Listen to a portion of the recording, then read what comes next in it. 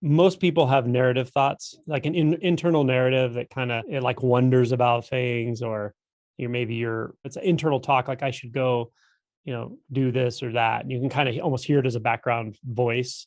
So like a narrative type thought, internal dialogue. Most people have that. That's a form of thought. Mental images are also a form of thought. For instance, you could imagine what you were doing this morning for breakfast or something, and you can see a visual image in your mind. Now, not everybody actually can see that. There's something called aphantasia, which it turns out about 1 out of 100 people have. And thoughts are such a strange thing. Some people just do not have. We have a couple hundred people watching. I guarantee you there's 2 or 3 here that don't have mental images. That means when someone says, picture an apple in your mind, that person always thought they meant the label apple, like a word, verbally spoken to themselves. And there's different degrees. Some people can kind of form a very vague image if they really concentrate, and other people just have nothing in their mind. There's not a mental image there, but they have dialogue often. So either of those situations, though, are what I would call thought. The one thing I can say is generally a mental image, an internal image, tends to kind of be a little stickier. It tends to stick around longer. Whereas like narrative thoughts, they tend to move and form and morph in your mind a little more quickly.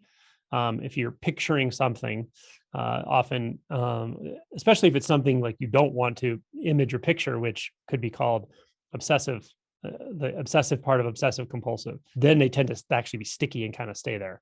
But either way, you can actually investigate them in the way I've been describing, where you move your attention closer to the substance of thought, to what makes it possible for there to be a thought there at all. One way you can be clear if that's something that's occurring to you is a thought is you can write it down. Like if you can write it out, on paper, if it's made out of language, it's a thought. If you look across the room and you see forms and shapes and colors, you could write a description of that down, but you can't write down what that actually is. Like you can't purvey the direct experience of seeing or of sight or of the scene in writing. It would be like impossible, right? So that's one way you can actually differentiate between whether it's a thought or not. When we really see what a thought is and what a thought isn't, it's very striking as this goes deeper, how much of the world we think we live in is thought, actually, is interpretation. And it's not always literal narrative thoughts running through the mind. It's actually the mind's perceptual filtering system structured by beliefs that are partially unconscious. And sometimes we have to dig to find those beliefs. Good examples of that are if you're in an emotionally triggering situation, what do I believe about this, right? My partner really made me mad today, and why, right? Well, what do I believe about them? Well, I believe that they, I don't know, want to start an argument with me for no reason or something. Oh, wow, I actually have that belief. I'm reacting out of that belief.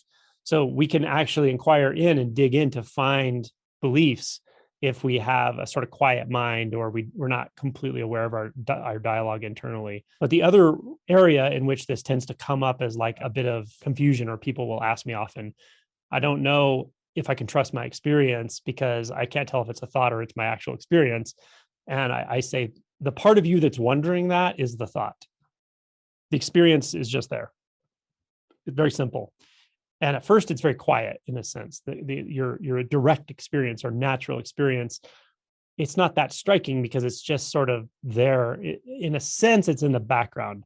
I hesitate to use that because I don't perceive it that way, but a lot of people do. But it's as if it's something in the background. And as it becomes more clear, the mind calms down and we stop perceptually filtering through dualistic experiences. Then what used to seem like the background or something that's just a subtle experience of life becomes very much alive and very intimate and kind of everywhere at once, and also internal and external at the same time.